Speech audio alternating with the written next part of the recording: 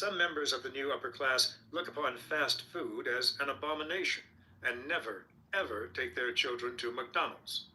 For others, a Big Mac or Popeye's fried chicken is an occasional guilty pleasure, but hardly anyone in the new upper class gets why Trump got elected. He said today's widespread yearning for a strong with the will to take back popular control over liberalism's form of bureaucratized government and globalized economy comes after decades of liberal dismantling of cultural norms and political habits essential to self-government.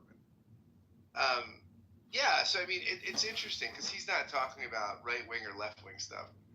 He's talking about basically the whole system in and of itself, right? The whole global economy, the whole sort of democratic enlightenment project is really a failure, he thinks, right? And what he would see as predicted, I mean, he wrote this as Trump was coming up, right? And I think I would see both Trump's populist appeal and I would say what we saw in the campus protest, right, around Israel and stuff like that. And some of the people on this app that will call you a free speech absolutist, right? We use that term. And they mean it derogatively, right? They think it's a bad thing. These are instantiations of an illiberalism. And when I say illiberalism, that sounds prejudicial. I don't mean it to be prejudicial. I think people that think that the liberal democratic project is fundamentally a mistake. It fundamentally destroys traditional values. It's mercenary economically. It makes shitty people that work too hard for not enough money and who elites just shit on, right? Whether they shit on their jobs or they shit on their religious values. It's just, so that's sort of Deneen's argument. I wonder, does Deneen have a point here? I think the article's prescient. Right, Marshall? Right? I should have the replays on, but I didn't put them on. According to what you just read, Scott, is that the question? Yeah. Is Deneen right? Is liberal democracy, is its shelf life really expired? And I mean, I wonder. No, I don't believe it has. Okay, say more. I don't believe it has because there's so many, the identity, the micro identities of whether you're Republican, Democrat, Independent, or whatever you come from. There are many people who do not want to self-identify because of some kind of visual vanity retribution about, well, you're thinking this way. You're say like even Shirley's story earlier talking about, butch cut somebody, whether you're, doesn't matter, right? And being able to have to talk in, like, I can't say too much in description, but I can't show that I have any kind of prejudice. But there are a lot of people, like what I saw in the last elections, who did admit what they voted for, who said, you know what, I just can't go for the status quo, but there's not an exact place for me, so I've got to vote according to what I can understand versus who's going to be the one that's going to be doing a better job. Jason, you're making my point here, though. I think that the Trump vote is the illiberal vote, and I think is the vote saying liberalism is failing, right? And I think what Harris was doing, running around with Liz Cheney, right, and the Never Trump Republicans, was actually the conservative or the traditionalist move, right? Saying, hey, the liberal democratic project is still worth saving, right? It needs a little tweaking. It needs maybe a more progressive tax structure or something. But fundamentally, the way things are going, the thing we've nourished over the past few centuries, this is a project worth saving. And I think the Trump vote is saying, no, it's not, right? I mean, is at least the popular Trump vote. I'm not talking about the measured people that voted for Trump because, lesser peoples or, hey, I have certain... You're talking about the thus also is the man of... If all on earth, therefore does the direction, the Tao that can be... Right, I'm talking about the more emotive people that just think, man, this system is just not working. And they would the direction towards Deneen's both of one rhetorical or academic line, right? They wouldn't be able to heavy talk about trends practices, in Enlightenment teach philosophy and political theory in the 19th century and things like that. They wouldn't be able to do that. But they'd intuitively be able to say, yeah, Deneen's right? I'm not making enough money. The elites, on one half of the spectrum are just, taking jobs away from me. Elites on the other ones are telling me I've got to have transfer reading to my kid in the library. All these people feel like they're just out of touch with me, and the system's just not working for me. I mean, I think that's a super popularization. I agree with that. I agree with you. I also think it was 30,000 it doesn't really do me and I'm not involved.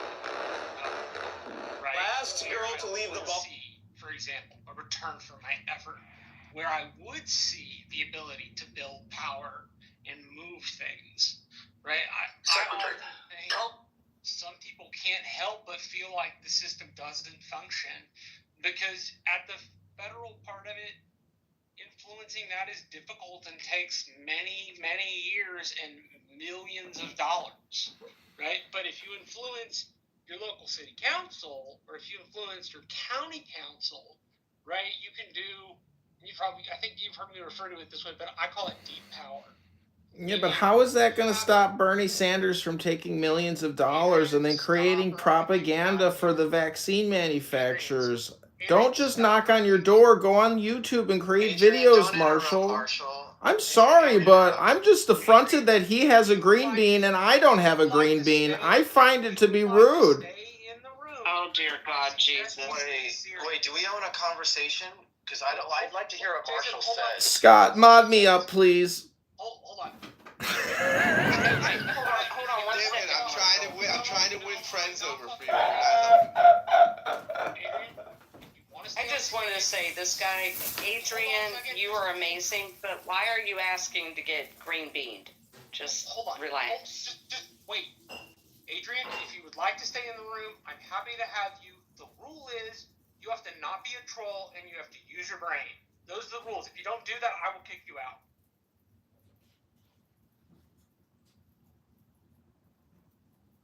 There you go. So thank you for being the best mom in the room, Beth. I'm being the mom in the 3D world, so I got to go. Talk to you later.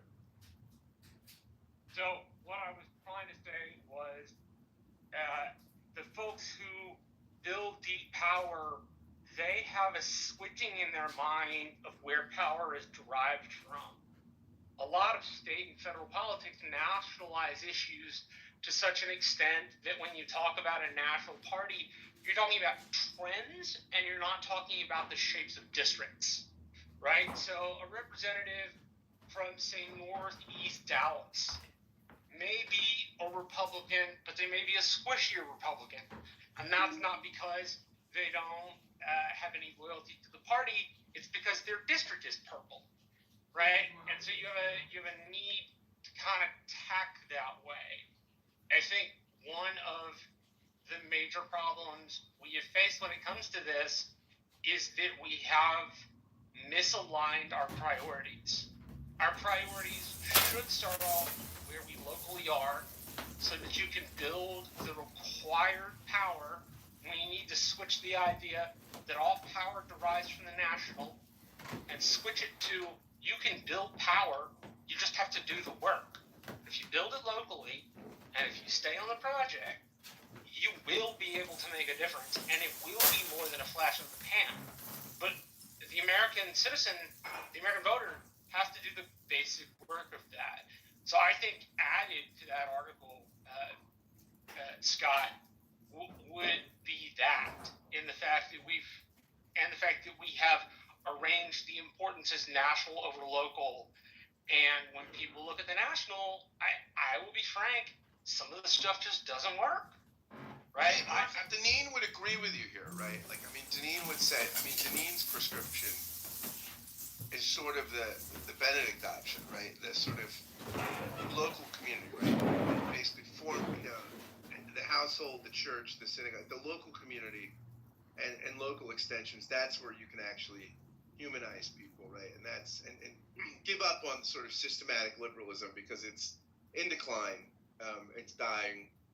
It will. I mean, this is his words, not me. I mean, I'm just sort of summarizing his argument that it's something that is run by elites, right? On the left and the right. And this is why I think Trump is so interesting, right? Because Trump is took over a party and upended the elite structure in it. Now, whether or not Trump is able to have any systemic impact, I mean, I think that's probably that I would agree. Less likely, right? Yeah, I would agree. That's up for debate, and he'll probably have influence in the party for 10 years, but maybe that'll be it. Who really knows in that section? It also kind of occurs to me that the Republicans have the crazies that want to destroy government, and the very far version of the left has a bunch of people who want to destroy government, versus the folks in the middle want to make it work. And there is this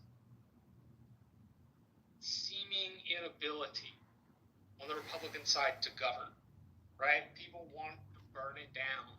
Well, if you burn it down, there's nothing left, and you can't do the stuff you want to do. Consequently, it also is not governing, right? Governing means dealing with people's problems. Yeah, but what did the founders of the country want for this country? Are we doing what the founders wanted us to do? I mean, Edmund, you're a smart dude. Make the argument. Well, I just put in the chat usdebtclock.org. I encourage everyone to go there and look at the actual financial projections and current situation of your government, which is you. You're completely bankrupt. Everyone owes hundreds of thousands and hundreds of millions of dollars and unfunded pension liabilities. It's a never-ending cascade of debt. The whole country is completely broken. So when Thomas Massey puts forth an enactment in one sentence, the Department of Education is thereby terminated. Over. No more money. Done. Thousands of people making hundreds of thousands of dollars a year for what? For your kids? No, it's for their jobs, their careers, their salaries. You're being taxed to give people make-believe jobs. This isn't what the United States of America was set up for. This is socialism. This is communism. Let it be gone once and forever. Trump is putting the nail in the coffin of socialist Marxism. It's over, Marshall. Your revolution and your kind is over. That was pretty good. But I will say this, back to the founders. I mean, I'll just reread the summary of Deneen's argument. Liberalism, as he defines it, encompasses the orthodoxy of political elites. Whether they lean left or right, it was conceived some 500 years ago and was the founding creed of the United States. It prescribes autonomy for individuals to fashion and pursue for themselves their own version of the good life. It advises government to get out of the way in the realm of markets and personal morality. And he thinks it's an unmitigated disaster. So to the degree to which, if we were emulating the founding fathers on their best day, Deneen would say that's the problem, right? That this sort of 18th century, this Enlightenment idea that our founders grabbed onto in the 18th century, Deneen would say that's the problem, right? Like getting back to the founders would only exacerbate the problem, right? Because the founders are, as Stanley Hauerwas would say, we're the only country with the misfortune of being founded on a philosophical mistake.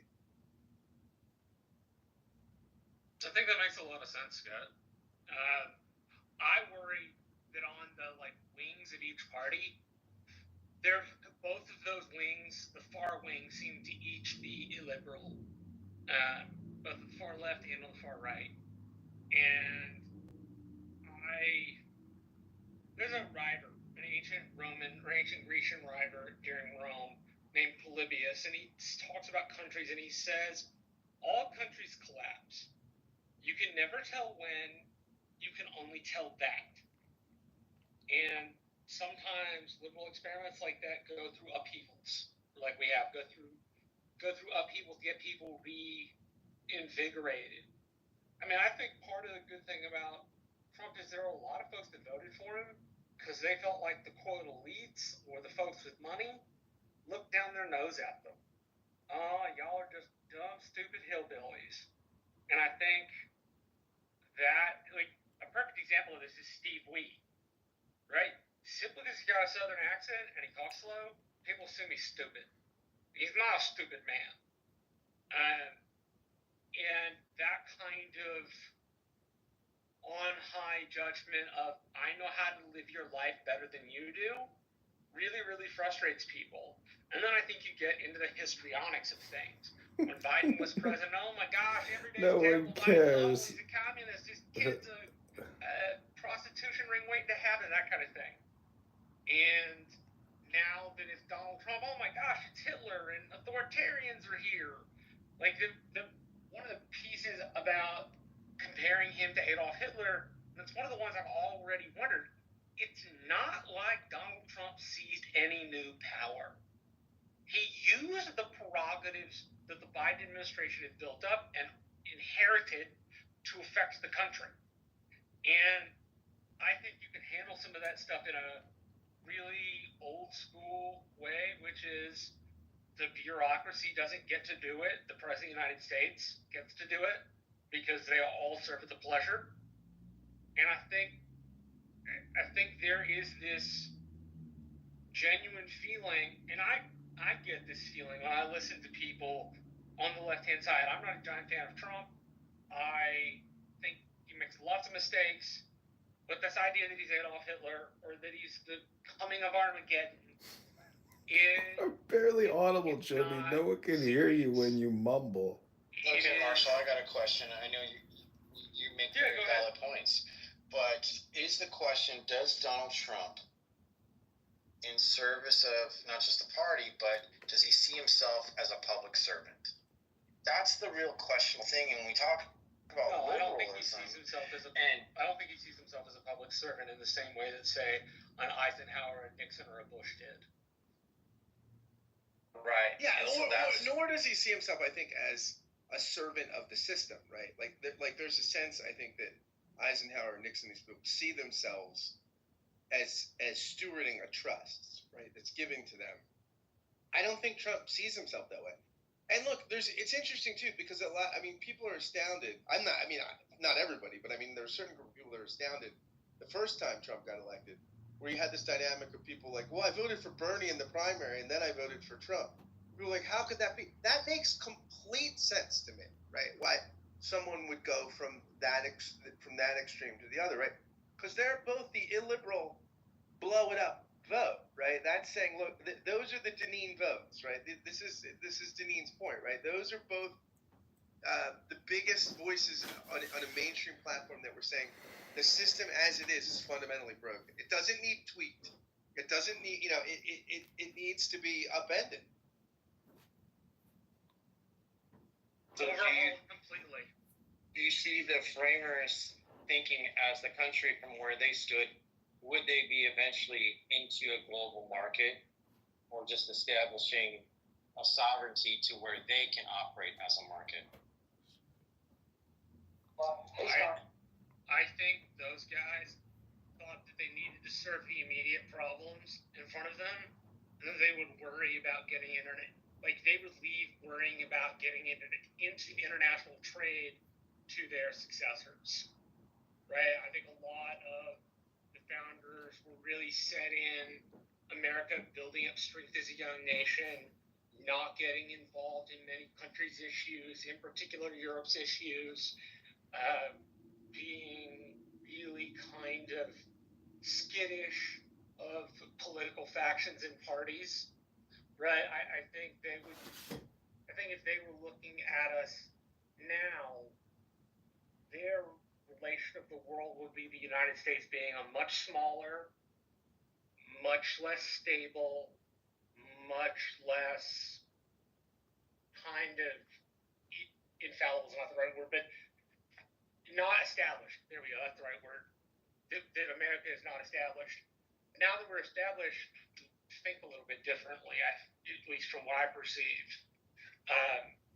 And I think that thinking differently means that we need to reference the founders in terms of, not getting into too much trouble.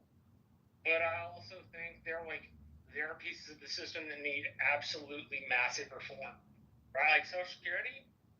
Unless we do something about Social Security, it's going bankrupt in 2034. It's going to go from a 1-to-1 payee system to a 2-to-1 payee system. And the Republicans over about 35. It's already bankrupt, Marshall. They have to borrow 80 cents on the dollar just to pay out current benefits. I didn't know that. That's kind Yeah, of you didn't know that because you don't go to usdebtclock.org and actually look at the financial crisis, which is always now. Wait, yeah, just let me get back to the point. I think like one of those. No, somebody's here. I think that the tendency of the founders to think small and where we are now and what appears to be the ineptness of our government institutions really kind of move people into not trusting, aside from all the other problems we've noticed. They look at the current institutions and tend not to trust them. And I mean, when you look at the younger generations, they don't even think about that stuff. I suppose it was always like that, but it seems to be particularly bad today. I think, what Deneen thinks is that the founders are inheriting a story, right, from Enlightenment Europe that is basically saying people should be self-determining. They should determine their own view of the good life. There shouldn't be a sort of collective community morality that's received, right? The government should get out of the way of markets and morality, and that government should basically be procedural, right? Government shouldn't be, there's no divine right of kings. There's no sort of, government isn't, as say the New Testament would say, God's instrument to work his ways in the world. Governments should be a minimalist, procedural, constitutional endeavor. That's goal is to, again, have free markets, people that have free morality, self-determining, self-individual. The sovereignty in society is really the individual. Deneen would say, oh, that's just a mistake, right? Like, that's just not the good life, right? That has failed to deliver. Interesting because that kind of vision for the collective, governance of the people just can't deliver. It's just going to make shitty people that don't know as much, that are thin and the system has become a parasite system. It is no longer a mutually sympathetic, transformative synthesis. The system has become vampiric. We all know it to be true. There you go. I love vampires. So Scott, I'm sorry, I came a little late, but what is he endorsing? What is the system that localism? I mean, he's a localism guy. I mean, he thinks it's interesting. I don't know what he thinks the end of the liberal project will look like. But I think when I read and listen to Deneen, I think of The Walking Dead. Like, I think of, like, the Walking Dead community, like Alexandria. I think he's like, yeah, that's what he should be. He would just want it to be Christian, though, I think. Or Jewish. I mean, whatever.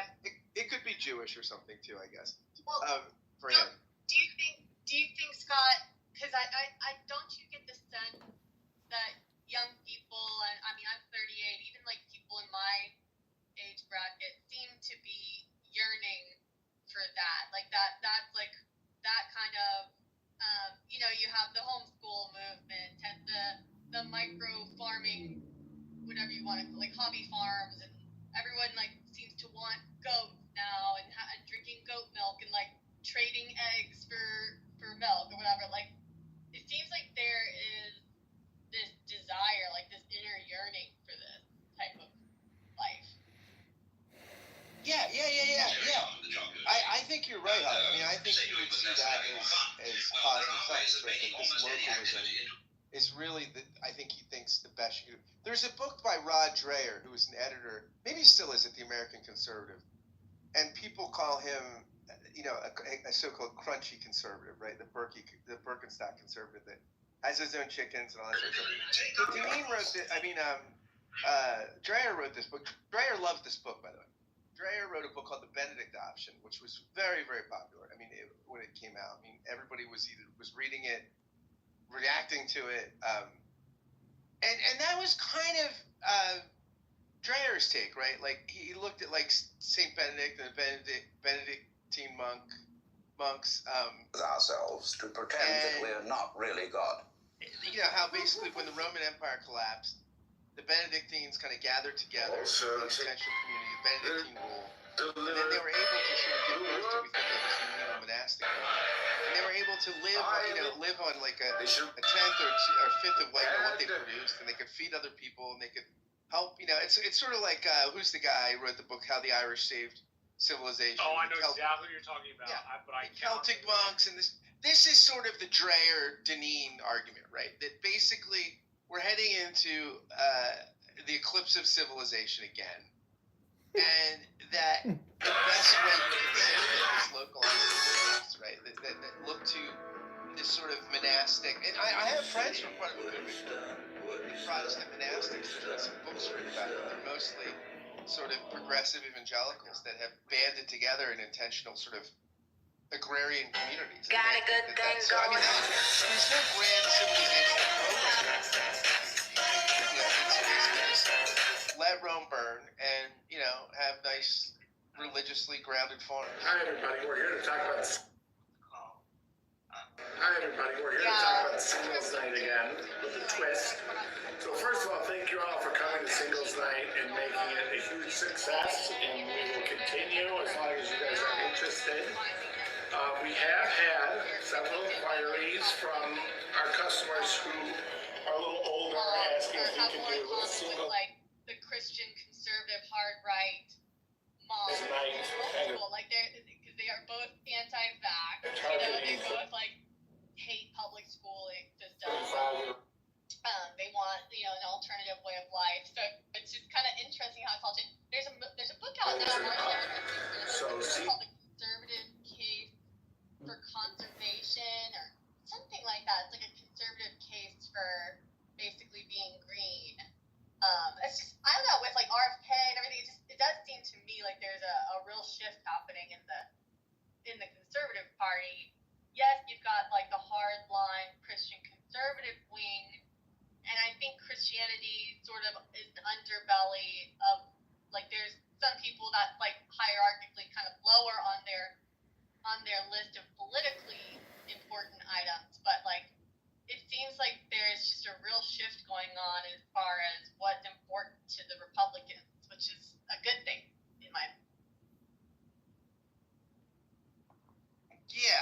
I mean, but I think even Deneen would say, right, he wouldn't be real concerned about the Republican Party because I think he thinks that it is still too compromised by elites, right? And this is, I mean, you see this, right? And the sort of, I found pretty interesting, the Steve Bannon,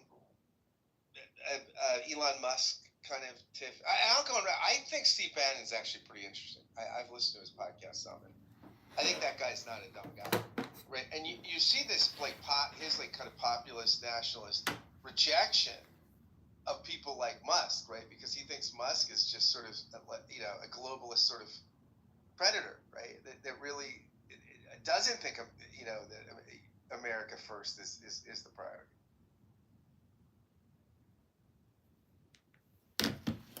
I actually wore 2 shirts on a live stream, on a podcast the other day. We were live streaming the podcast, and I wore 2 shirts in honor of Steve Bannon. Listen, the Trump administration has to bring equilibrium and balance to the country because the financial projections are that dire. $1 trillion a year in interest only goes up if we keep spending.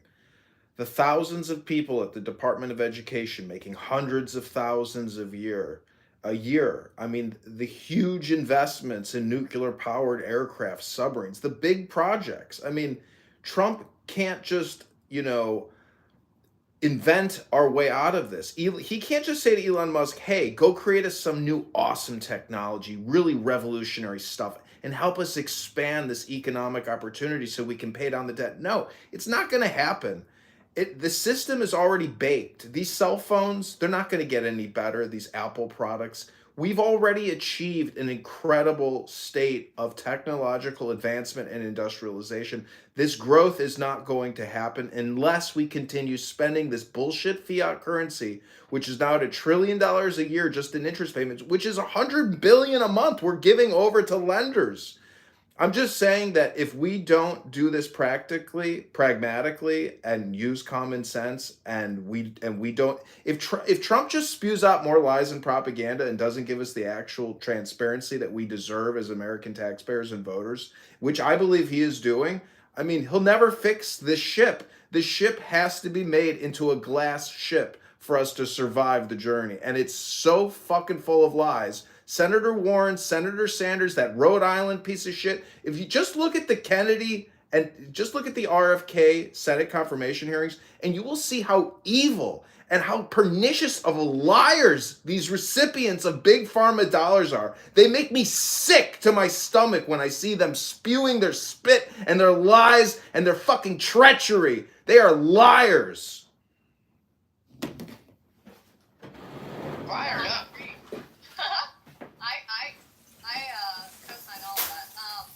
You know what I struggle with, and I'm no economist, but I just really struggle to see what our way out is. I don't think I'll see it in my lifetime. And I mean, the fact that it seems to me that the only way back to pragmatism is going to be through hard times. Like, I feel like there's no easy way out of this. Like, we are going to suffer. Like, at some point, in some generation, this suffering must occur. Like, you know what I'm saying? I mean, that's true. The American Empire has to have a reckoning. In particular, for how we see our place in the world, and in particular noting empires are always parasitic to republics and democracies. Like, they may start out as mutually beneficial, but eventually they all get parasitic. Empire erodes republics and democracies. It doesn't build them.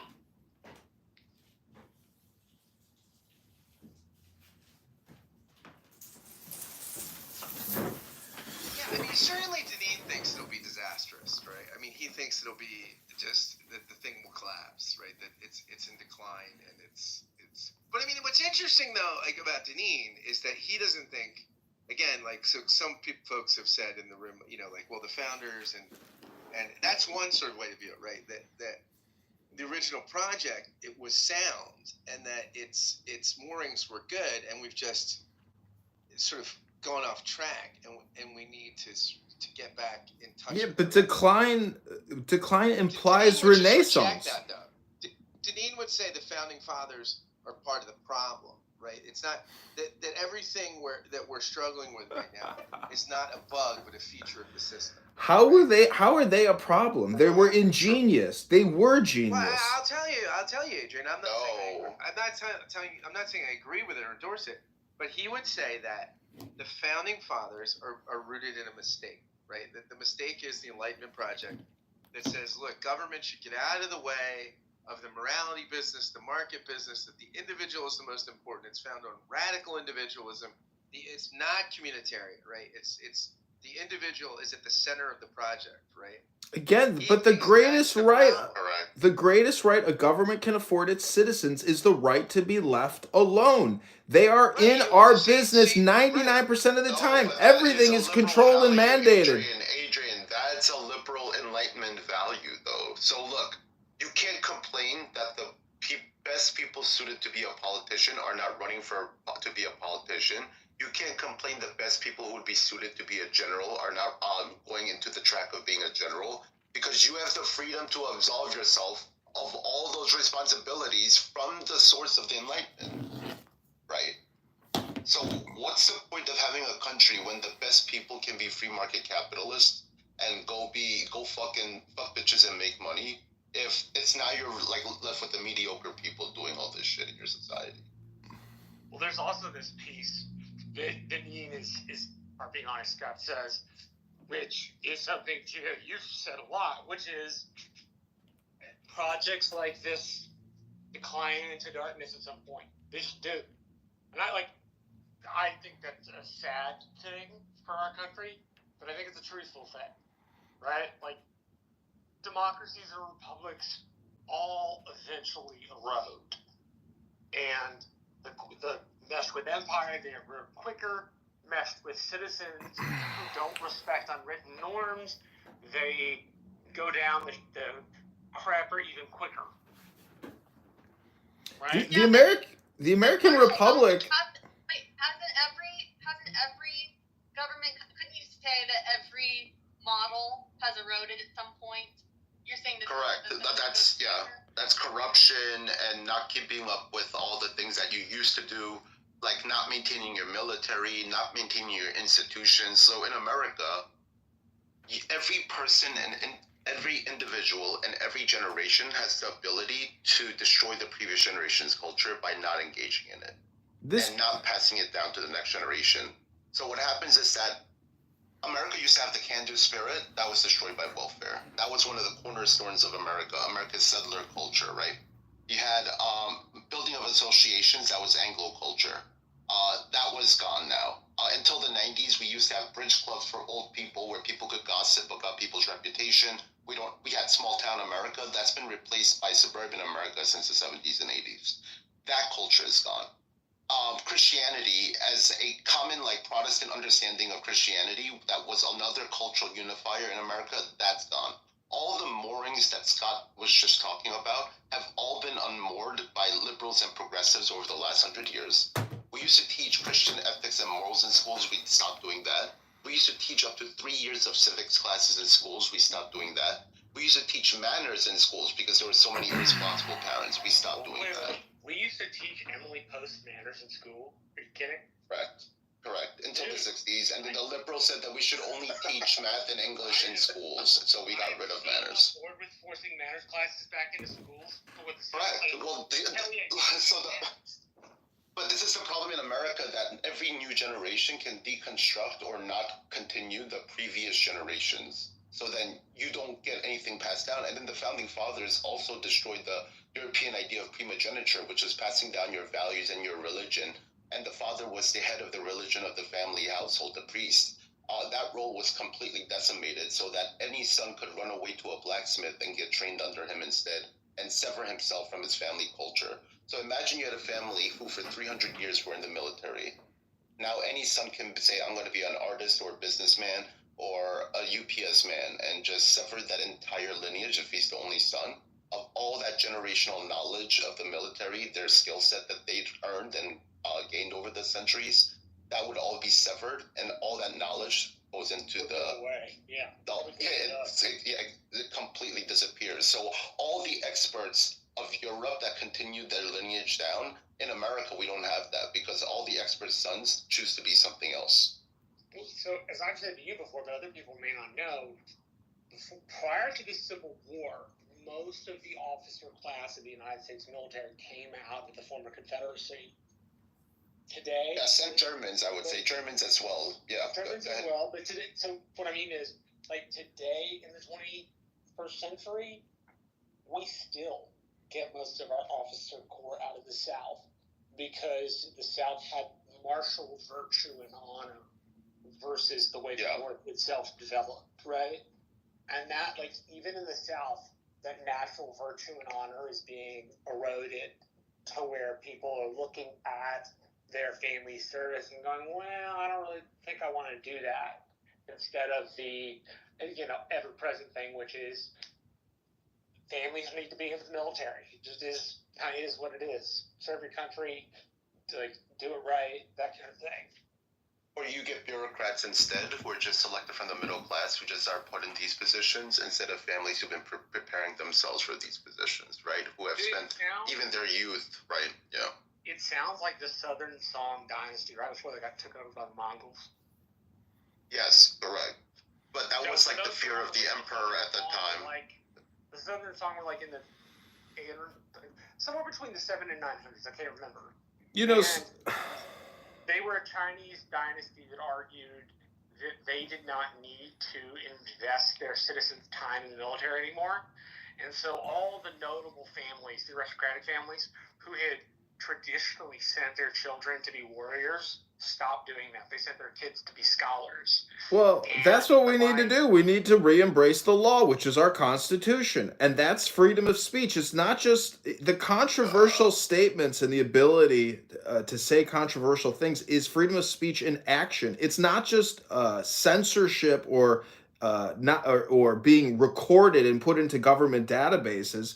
It is the Constitution. We all need a pocket Constitution and a 357 Magnum, and we need to stop spending all this money that we do not have and be honest when it comes to our financial accounting and our books. This is a scam we are all living with, and Trump will probably perpetuate this scam. If he doesn't stop spending immediately, which he is, Doge. The thing is with Doge, and if you look at the actual cuts, if they're saving $1 billion a day and over 4 years, that's $1 trillion in savings. We all know that's not dramatic enough. We all know the Department of Education has to end this month. We all know that the IRS has to end this month. We know that all the military has to be completely shrunken down in size. We don't have the money. Are we all going to keep lying every day in every way to ourselves? It's a fucking scam.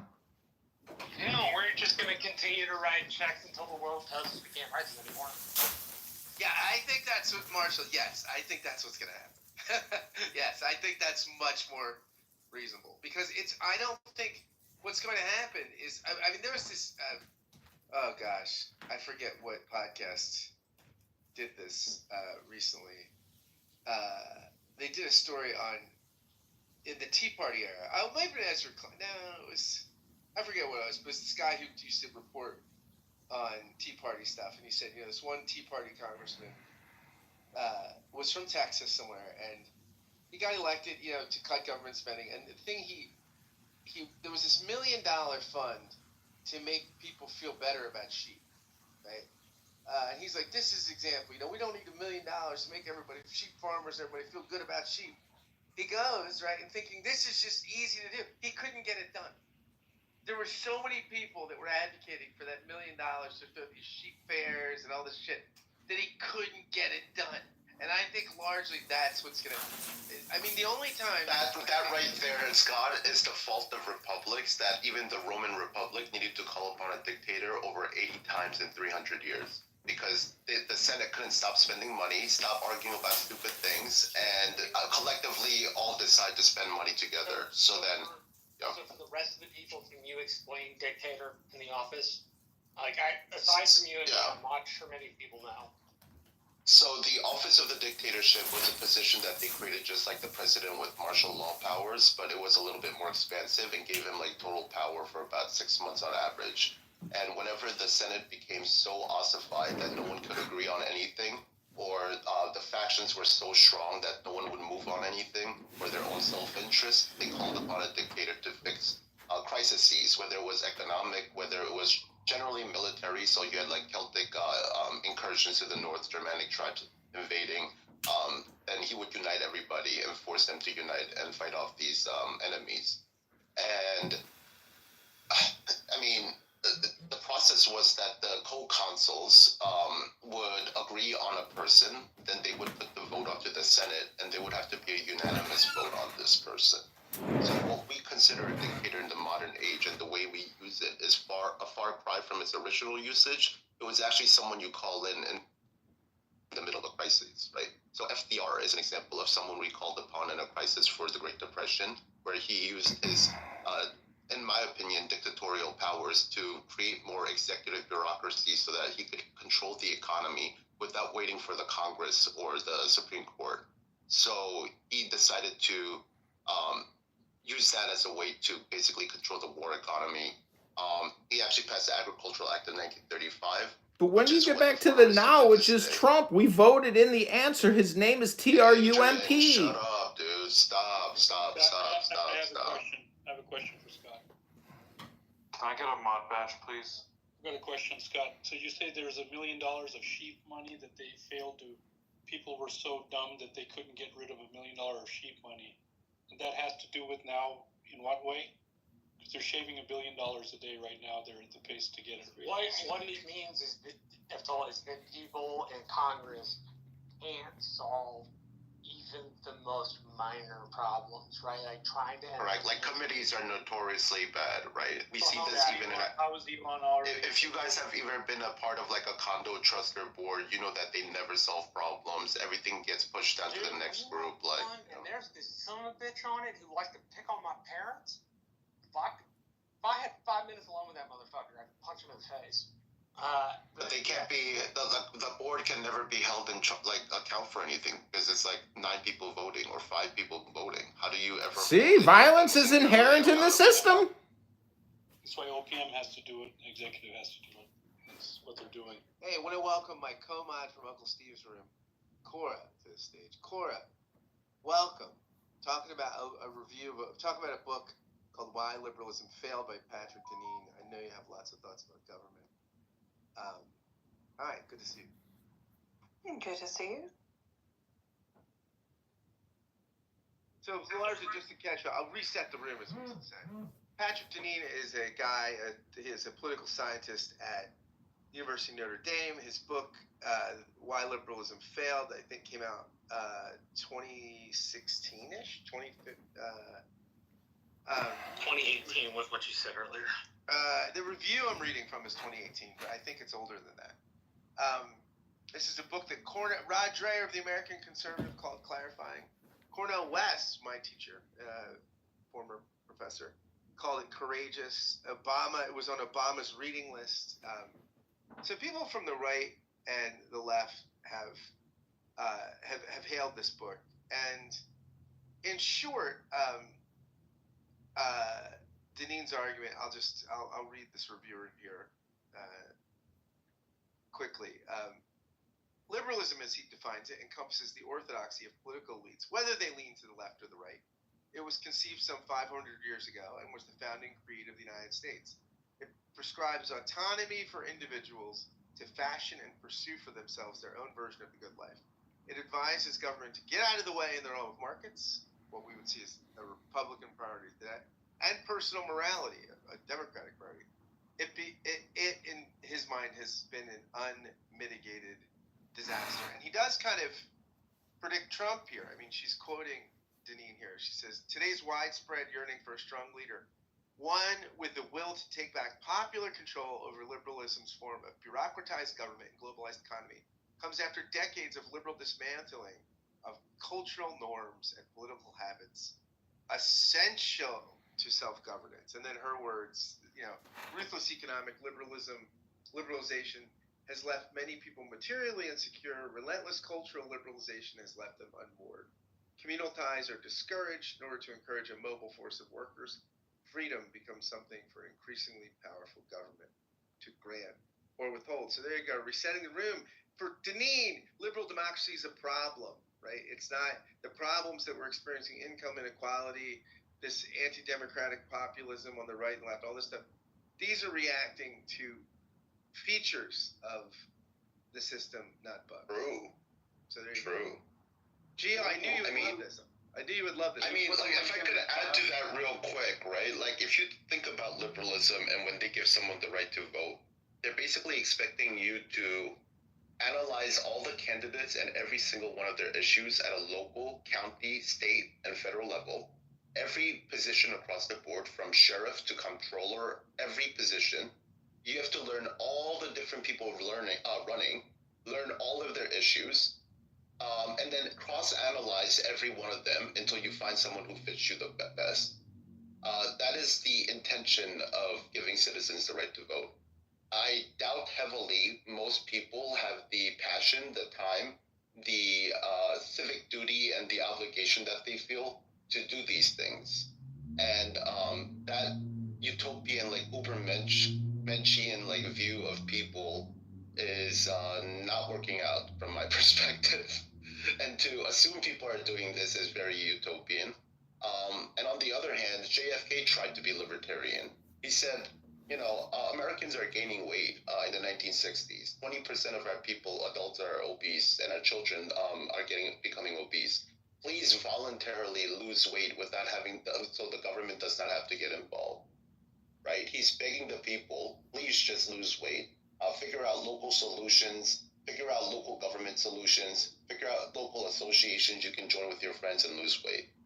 America has failed that test so horribly that libertarianism has lost its argument. The free market has lost its argument. A libertarian would say, hey, look, health insurance would get so expensive that people would voluntarily lose weight so that they wouldn't have to pay high insurance costs. No, that doesn't work either, right? So now we're in a situation where we've tried the libertarian method. Everybody was given the freedom to lose weight on their own, and nobody did it. Another example of this is the mental institutions in America. When they were deconstructed by Reagan and the lefties of the time, who united together, their argument was that we should make local institutions, and local mental and health institutions were of the people, so we wouldn't have as much corruption, abuse, neglect that was horribly happening in these institutions.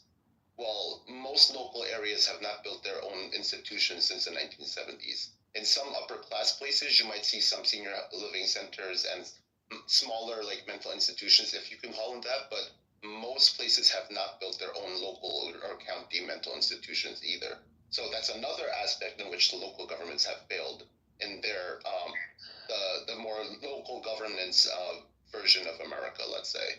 So now what do? We have a society where mentally ill people are wandering around the streets because the family doesn't want to take care of them, the state doesn't want to take care of them, and the local governments don't want to take care of them. It seems like everybody doesn't want to do it. So this is what I'd like to talk about. Yeah, Cora, let's let Cora speak. Cora hasn't spoken. Cora, great. Yeah. Stage. My People being unaware of scale, right? So certain things work at certain scales. When I talk about this economically, I talk about how communal, co-owned, co-housing, co-whatever works at a really great at a community scale. But it's really terrible for getting like national infrastructure built. Like consensus and direct democracy doesn't work for big projects, but it works really great when you're trying to organize a bunch of people into agreeing, right, to maybe give up some of their individual rights in order to have a group voting sort of like pull, group buying capacity, group negotiation, economies of scale for building out communities, right? So, on an economic standpoint, but this also goes with like, when you're talking about freedoms, that's where freedom of association comes in. And I think right now we've kind of we've lost the mid-scale on just about everything in the United States. We've lost, it's like all either individual or big government. And we're even talking like big government at the local level. People all function in this capacity as if the local government is just an extension of some sort of national party platform or organization, right? And so this is where we need to start looking at how do we scale things correctly and apply the appropriate solution at the appropriate scale. So, federalize things. Work great for interstate commerce, national infrastructure, and then also at regulation, right? So you're ensuring that one mid to small scale group isn't just like belching out pollution affecting the ones next door, that sort of thing. That you're ensuring that one community isn't externalizing their costs onto another community. That's where regulation comes in. But otherwise, things that are best decided at like the local scale, at the community scale, are things like, what are our shared moral values, right? How are we going to structure our how we give care to children, et cetera, et cetera. That stuff doesn't need to be negotiated, legislated at the national scale, and I think that's where people get really weary of sort of libertarian bents, because they think if we go fully libertarian at a national scale, it's going to be this ANCAP sort of nightmare dystopia, right? And if we go fully authoritarian state communism at the national scale, it's going to be an not even anarcho-socialist, it's going to be authoritarian socialist nightmare. So, again, scaling, that's the big issue. I tried to get in the queue. Can I? Yeah, go ahead, AJ. Go ahead. It's actually more a point of order. 2 points of order, but in this room, you have were reading to from call earlier? order poos. Oh, like what?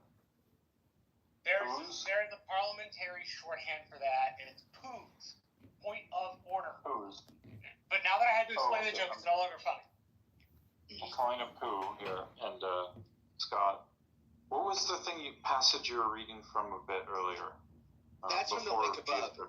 It's a review of Patrick Deneen's book, Why Liberalism Failed, which is Deneen is a major political theorist, teaches at Notre Dame, and he's someone that's been across the spectrum hailed as a pretty serious thing. Scott, he probably can't even explain how inflation happens. You really think he's that gifted and intelligent?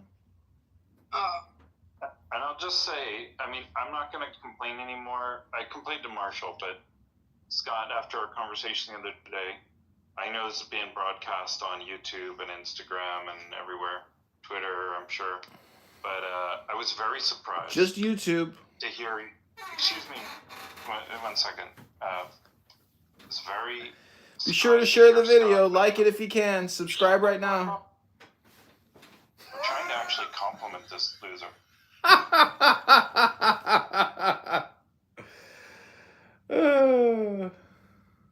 2015 or something.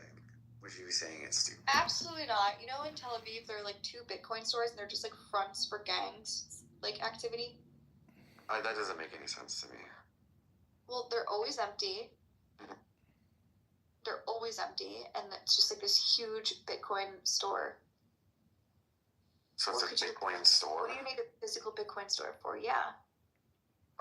Maybe they have like an ATM and you can buy it there. No, it's like gang activity. I don't know. I can't confirm. I don't know what you're talking about, so. You don't need to know. I know. So. Bitcoin's awesome, and anybody who doesn't like it probably just doesn't own any. I didn't like say the Bitcoin thing like as a way to get back into the conversation about Bitcoin. I know. Are you guys talking about Bitcoin? Who's Adrian? Oh, is this Yeah. What's his name? I buy and sell Bitcoin. Are you guys looking to sell any Bitcoin? Oh my god, the way I buy the way you said that, I thought it was Diogenes. Have you heard about my 3-point plan? No. Your 3-point what? My 3-point plan. Deport with prejudice, whatever. This, at least the way you're speaking right now, is so much less miserable to listen to than the accent from yesterday. Oh my god, that was too much. Yeah, I agree. I was also getting like, ooh. I left. I literally left because of you. That's what please don't give him that. Like, he's gonna do it again and again and No, he doesn't. He likes me. He doesn't want me to leave his room. No, he will do that. He doesn't give a shit, Al. Yeah, he does. No, he doesn't. Like he will do it again just to bully you. You're obsessed with us. You always follow us into every He's obsessed with everyone. He's obsessed Apparently, with us. you don't know how an algorithm works. He doesn't give a shit. That's the thing. Why are you so I mean, right now, I priorities It's within their purview without anything. I mean, they. I agree. No. Did you hear that the U.S. military conducts airstrikes against Islamic State operatives in Somalia? Oh, yeah, not my time. Amcha Yisrael!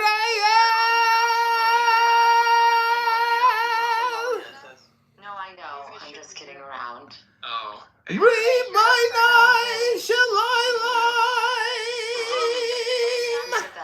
Okay. By the way, Amcha Yisrael! Who was?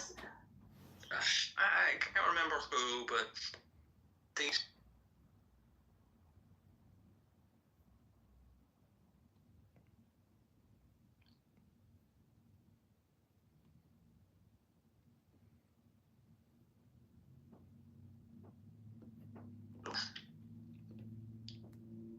Hello, Jason. How you doing? Pretty good. I guess we're gonna do a two-parter because there's two things I wanted to talk about, but I just wanted to start with the question of the room, and then we'll probably start talking about Trump's tariffs. Yeah, I figure that, like, Trump's tariffs is going to be an interesting subject. When I talked to my little brother about him getting elected at first, that was one of his chief worries, that the president would go tariff heavy. And he served in the Senate on the Commerce Committee, which deals with trade specifically, right? So that was, like I said, that was one of his big concerns. So when you talk about 76 in Portland, Yeah. I do have a question for you. What do you make of the way he's using the power? I've heard a lot of people describe him as like he's using the power like an authoritarian. Sorry for the train, but he's using the power like an authoritarian. And I'm curious if you see, I'm curious your opinion whether you see it as he's using the power in a dictatorial fashion, or if, hey, the president already had that prerogative, like what are people worried about, kind of thing. I mean, I don't know what doing anything in a dictatorial fashion is supposed to mean. Like, it's something somebody told me. Dictator would do it is roughly what I get, but I mean, you can say that about anybody. I don't know that means. So I use that description because that's how it's described to me. No, I know. They thought Trump was being. You're using that I'm saying in general. Gotcha. It doesn't seem to mean much. Get the West Coast involved, and we get some bioregional models. We've got all sorts of looking at like the structure of how best to organize. The best city planning comes off the West Coast at this point, I would say. Oh, you're ridiculous. Do you know how much money they've wasted spending money on the homeless in Los Angeles to no effect? All of these are things that we can do well and that other parts of the United States are resistant to because of their history tradition, which I don't begrudge them at all, right? You don't begrudge them at all. It's very generous of you. RS 30. Yeah. With a Hold on, I'm not comfortable.